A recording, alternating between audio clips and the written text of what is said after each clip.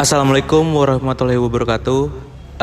Di sini kami berempat ingin melaksanakan tugas UAS kami dengan membuat video wawancara komunikasi politik. Sebelum kami mulai wawancaranya, perkenalkan, nama saya Muhammad Irsyad Ridho dengan NIM 233211104 dari kelas komunikasi politik C. Saya Alfa Isnasi Watala dengan NIM 233211096 dari kelas komunikasi politik H. Perkenalkan, nama saya Dimas Adisara dengan NIM 233211139. Saya dari kelas komunikasi politik D. Dan saya Muhammad Nurwantia dengan NIM 2332111 dari kelas komunikasi politik C. Untuk video dan wawancara kita kali ini, kami mendapatkan narasumber, salah satu ketua dari himpunan Imagro Universitas Gadjah Mada. Silakan Mas, kenalan Mas. Oke, izin untuk perkenalan aja ya teman-teman di sini. Jadi terima kasih atas kesempatannya sebelumnya. Perkenalkan, nama saya Makasin Cukia Bibi dari mahasiswa jurusan agronomi dan pemulihan tanaman di angkatan 2023 seperti itu. Nah, untuk pertanyaan-pertanyaan selanjutnya mungkin bisa langsung lanjut aja oleh teman-teman dari UII Ilkom. Mungkin untuk pertanyaan pertama Mas, apa sih motivasi Mas Suki untuk menjabat sebagai ketua himpunan Imagro? Oke, nah ini kita ngobrolnya mungkin santai-santai aja ya, dan aku untuk menjawabnya juga nggak usah terlalu formal mungkin. Nah, terkait tentang tadi pertanyaan motivasi mengenai saya sebagai mencalonkan ketua itu, sebenarnya saya nggak ada motivasi, tetapi motivasi itu bukannya awalnya nggak ada, tapi di situ bakalan muncul. Nah, kenapa bisa muncul? Jadi di sini aku sedikit memberikan informasi saja ke teman-teman bahwa awalnya itu saya nggak berminat sama sekali untuk menjadi ketua himpunan. Nah, tetapi teman-teman saya ini bisa dibilang mereka kayak mempercayai hal ketua itu kepada saya. Nah, di situ kayak teman-teman mempercayai, dan nggak cuma 1-2, dan teman-teman pun yang mempercayai dari angkatan-angkatan atas juga sempat berpikir, ayo Suk, untuk mencoba mencalonkan diri seperti itu, siapa tahu kok bisa seperti itu, siapa tahu kok terpilih. Nah, di sini juga saya alhamdulillahnya juga terpilih. Jadi ya awalnya ya pada intinya di sini saya nggak ada berminat sama sekali, tetapi dengan motivasi teman-teman saya yang mempercayai hal itu pada saya mencoba, dan pada akhirnya alhamdulillah saya terpilih seperti itu. Tapi sebelumnya tuh, sebelum kita bertanya-tanya yang lebih jauh, sebenarnya Imagro itu apa sih Bang? Oke Bang, untuk Imagro itu apa ya? Berarti Imagro itu adalah suatu himpunan yang ada di Fakultas Pertanian Universitas Gadjah Mada seperti itu.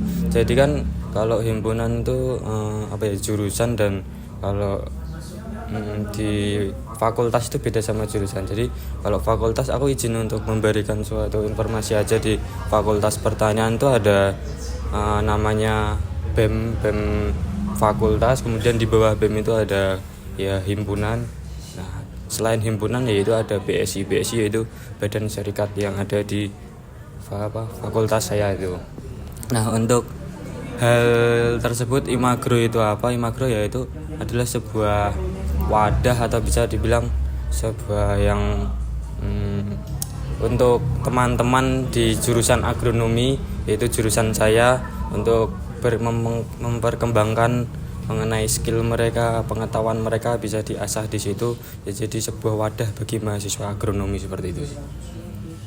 Untuk selanjutnya, bagaimana Anda melihat peran Imagro dalam pengembangan mahasiswa di bidang agronomi?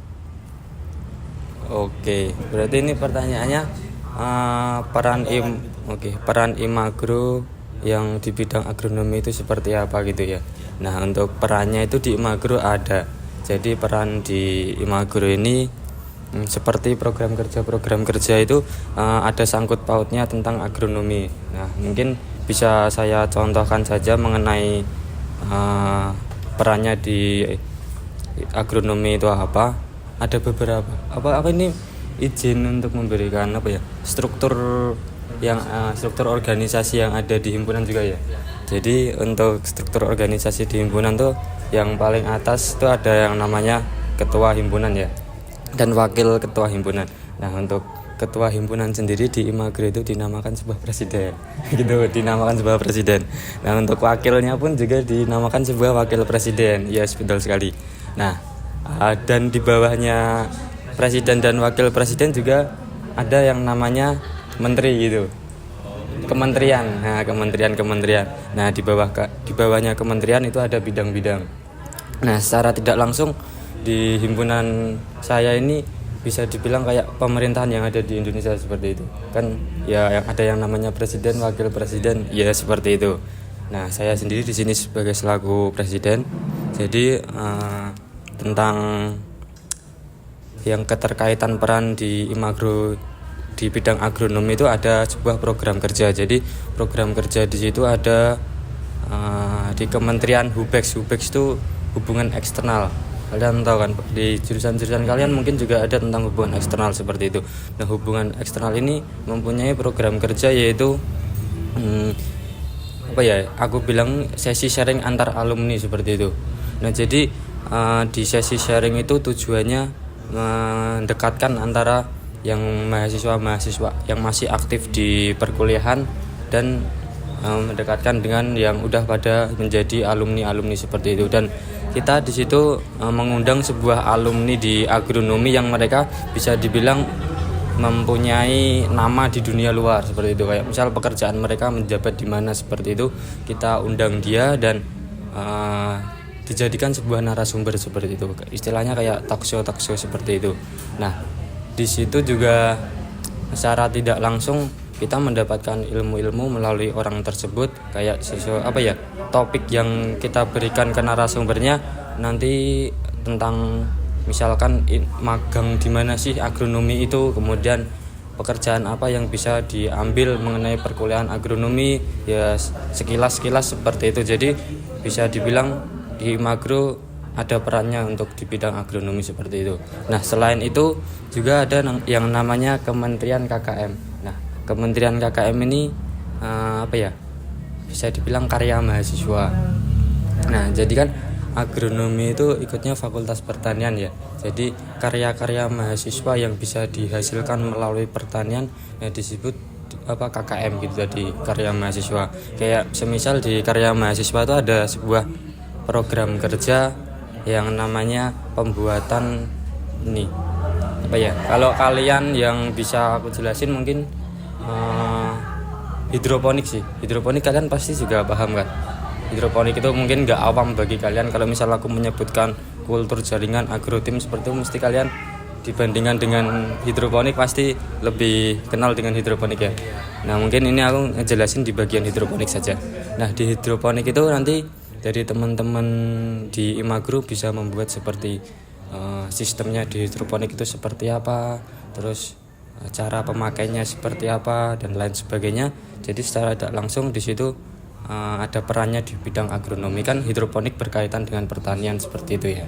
Jadi tadi pada intinya ada dua kementerian yang hubungannya sama agronomi, yaitu tadi Hubex yaitu hubungan eksternal yang tadi ada narasumbernya, kemudian yaitu KKM yang karya mahasiswa yang tentang hidroponik, kayak menjual suatu barang untuk karya-karya mereka seperti itu. Itu sih. Buat yang selanjutnya, bagaimana Imagro memanfaatkan komunikasi politik untuk menyampaikan aspirasi mahasiswa agronomi kepada pihak kampus atau pemerintah? Oke. Ini berarti Imagro seperti aspirasi yang ingin disampaikan Imagro itu kemana gitu mungkin gitu. Kalau soal itu tentang tadi antara kampus sama pemerintah, untuk kami mungkin itu di bagian kampus sih, karena kan pemerintah kami belum sampai karena di sini tingkatnya kan himpunan gitu. Nah kalau himpunan mungkin kami hanya tingkat kampus saja, dan aspirasi tentu kami ada suatu program kerja yang namanya Hearing Dekanat. Jadi tujuan dari program kerja yang namanya Hearing Dekanat itu sebuah Hearing Dekanat. Jadi aspirasi yang ada suatu permasalahan di Imagro nanti bisa disampaikan kepada dekan-dekan seperti itu. Kayak misalkan di hidroponik lagi nih. Jadi di hidroponik itu ada suatu permasalahan tentang tempat pemakaian, misalkan greenhouse. Kalian tahu greenhouse ya? Jadi suatu tempat yang nanti instalasinya mengenai hidroponik seperti itu, yaitu yang dinamakan dengan greenhouse. Jadi program kerja itu hidroponik menggunakan sebuah greenhouse dan greenhouse tersebut menjadi masalah karena tidak bisa dipakai. Nah, maka tersebut program kerja di bagian hidroponik ini menjadi sebuah permasalahan dan bisa dibilang belum berjalan seperti itu. Nah, dengan permasalahan tersebut nanti kita bertanya kepada dekan melalui program kerja yang namanya hearing dekanat tadi. Jadi hearing dekanat, masalah-masalah yang dihadapi oleh Imagro nanti bisa disampaikan kepada dekan-dekan dan nanti dekan memberikan solusi seperti itu. Jadi jawabannya ya melalui hearing dekanat seperti itu sih aspirasinya. Untuk selanjutnya Mas, bagaimana Imagro membangun narasi yang kuat untuk mendukung kolaborasi antara mahasiswa dan masyarakat umum? Jadi ini ya Imagro untuk berkolaborasi dengan masyarakat atau pihak luar seperti itu ya. Oke. Nah, kalau tentang itu kami juga ada mengenai kolaborasi ke masyarakat. Jadi di sini ada sebuah kementerian yang namanya Sosmas, yaitu sosialisasi masyarakat. Dari namanya juga udah sosialisasi dengan masyarakat seperti itu ya. Nah, di situ saya contohkan saja. Jadi ada sebuah program kerja yang namanya apa ya ini? Bentar, ya ingat dulu ya. Untuk program kerjanya itu kayak sosialisasi di masyarakat. Nah, di situ juga sosialisasinya di Gunung Kidul seperti itu. Jadi ada desa mitranya ada di Gunung Kidul. Jadi di sana ada suatu permasalahan mengenai tanahnya, yaitu pupuknya kurang subur atau seperti apa. Nah, kami sebagai mahasiswa pertanian mempunyai skill mengenai bagaimana sih tanah yang sebelumnya tidak subur dan menjadi subur seperti itu. Nah, jadi permasalahan yang ada di sana kami tanganilah istilahnya seperti itu. Kita kasih tahu caranya seperti apa biar tanah di sana menjadi subur seperti itu. Jadi secara tidak langsung itu adalah sebuah kolaborasi antara mahasiswa dengan masyarakat sih gitu.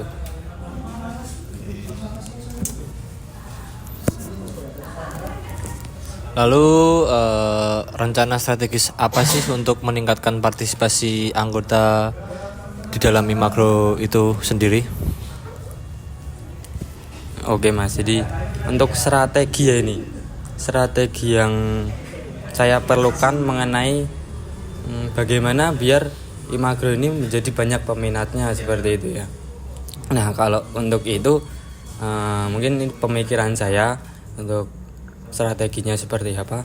Di situ kami merencanakan sebuah program kerja yang menarik untuk anggota-anggotanya secara tidak langsung. Kalau misal program kerjanya menarik ataupun bisa dibilang juga bermanfaat, pasti mereka juga bakalan tertarik dengan Imagro ini kan. Nah, mengenai program kerja apa yang menarik itu nanti kita seperti contohnya siapa sih yang misal nggak pengen tahu tentang dunia kerja seperti itu. Contohnya di UPEX tadi, hubungan eksternal yang ada mengundang narasumber alumni yang berkualitas seperti itu kan. Nah, di situ menjadi salah satu contoh program kerja yang menarik di kita. Jadi mereka bisa tertarik dengan di Imagro seperti itu sih. Ya, pada intinya di sini membuat program kerja yang menarik. Yes. Selanjutnya tadi kan Mas Bram tanya strategi untuk meningkatkan partisipasi anggota dalam kegiatan Imagro kan Mas. Kalau saya ingin tanya, apakah Imagro memiliki strategi komunikasi khusus untuk menarik perhatian generasi muda terhadap isu pertanian? Oke. Ini pertanyaannya bisa dibilang menjerumus banget ya Mas, tentang isu pertanian gitu ya. Oke. Tentang isu pertanian, saya pun kalau boleh jujur, saya sebagai anak pertanian agak kurang di bagian pertaniannya, karena melihat generasi muda ini sangat mereka kalau alergi dengan lahan seperti itu ya, dengan namanya panas ataupun ya seperti itu, pasti mereka ya inginnya berhadapan dengan laptop dan di ruangan yang ber-AC seperti itu ya. Nah, ya seperti kita ini sih, betul sekali. Nah, tetapi kan namanya pertanian maka harus diwajibkan yang ada di lahan seperti itu ya. Nah, tentang isu-isu tadi menjawab pertanyaan dari saudara Mas Aji mengenai isu pertanian itu kami juga ada sih, tentang di Imagro itu ada program kerja yang namanya apa ya, mengenai lomba-lomba yang ada di pertanian seperti itu. Jadi di kementerian, salah satunya di Kementerian Pengembangan Keilmuan. Jadi di kami itu ada yang namanya Kementerian Pengembangan Keilmuan. Di situ program kerjanya yang menonjol yaitu mereka mencari info-info mengenai lomba ya, yang isu-isunya pertanian seperti itu, dan seperti contohnya ya lomba esai dan lain sebagainya seperti itu. Jadi secara tidak langsung Imagro juga memadai untuk mereka berpikir ke isu-isu pertanian seperti itu sih. Iya, betul sekali. Untuk yang selanjutnya, menurut Masnya sendiri, seberapa penting komunikasi internal dalam menjaga solidaritas dan efektivitas gerakan Imagro? Ini aku minum dulu ya. Ya, aman Mas.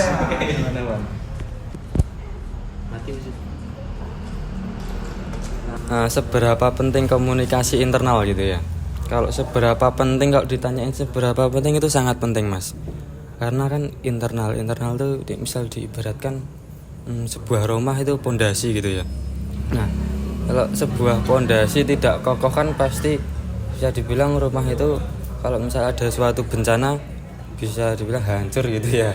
Nah, di ini ibaratkan juga kita aplikasikan di Imagro, kalau misal internalnya atau pondasi di Imagro itu nggak kuat ataupun rusak, itu kan nanti akan membuat di Imagro keanggotaan yang sebenarnya menjadi rapuh seperti itu. Jadi kalau pertanyaannya tentang seberapa penting, itu sangat penting sekali karena di situ sebuah pondasi awal kita memulai sebuah program kerja sih. Seperti itu. Untuk selanjutnya Mas, apa tantangan terbesar yang Anda hadapi selama menjabat dan bagaimana cara Anda mengatasinya? Oke, ini studi kasus gitu ya. Tentang apa masalahnya, terus bagaimana cara mengatasi. Gak ada sih Mas. Gak ada. Oke.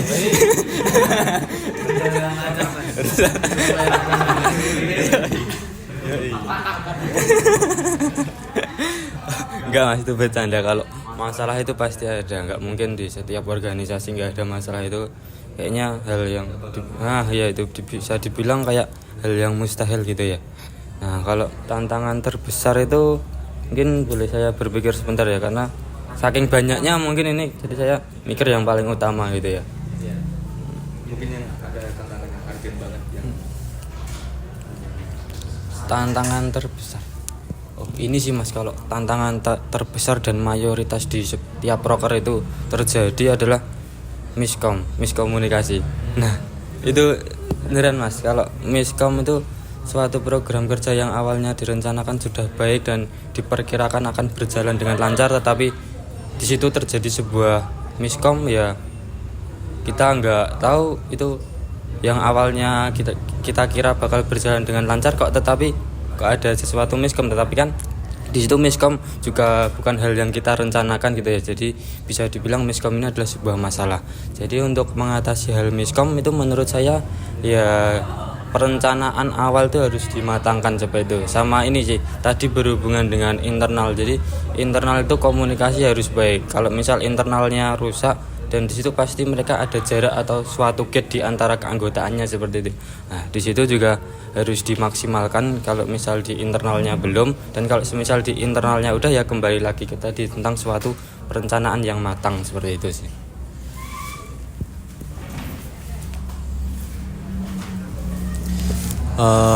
Mungkin ini sebagai pertanyaan terakhir Mas untuk Mas Makasin Suki. Apa sih harapan Mas Suki untuk masa depan Imagro setelah kepemimpinan Anda? Harapan ya ini Pak itu. Kalau keterkaitan dengan harapan mungkin ini sih saya nggak muluk-muluk, karena tuh harapan itu hanya sebuah angan-angan dan harapan ini juga karena masa depan di Imagro yang selanjutnya bukan dipegang oleh saya seperti itu ya. Dan untuk harapan mungkin boleh ditingkatkan oleh adik-adik saya, dan bisa dibilang ini sebuah pesan juga harapan saya untuk mengenai Imagro yang akan datang. Dan tentang tadi sih, kalau misal ada suatu permasalahan seperti contohnya miskom itu bisa dikurangin, dan untuk tadi seperti pondasi awal mengenai yang namanya solidaritas itu perlu. Jadi untuk harapan saya ya miskom itu dikurangin, untuk program kerja bisa dijalankan dengan baik, dan emang semisal ada suatu program kerja yang enggak bermanfaat bagi kalian itu bisa dihilangkan seperti itu sih. Jadi di sini saya harapan untuk kedepannya mungkin program kerja yang ada itu hanya yang bisa dibilang bermanfaat bagi kalian, karena suatu program kerja itu dilaksanakan membutuhkan waktu dan pikiran. Jadi karena kalau misal program kerjanya nggak terlalu penting begitu, membuang-buang waktu kalian seperti dan pikiran kalian. Jadi di sini intinya saya menekankan untuk membuat program kerja yang bermanfaat bagi kalian aja sih, kayak gitu. Cukup pertanyaannya ya Mas. Makasih atas waktunya. Terima kasih Mas. Sekian video wawancara kita terhadap salah satu ketua Imagro dari Universitas Gadjah Mada. Semoga bisa menjadi insight dan pengetahuan baru untuk kita semua. Terima kasih semua. Assalamualaikum warahmatullahi wabarakatuh.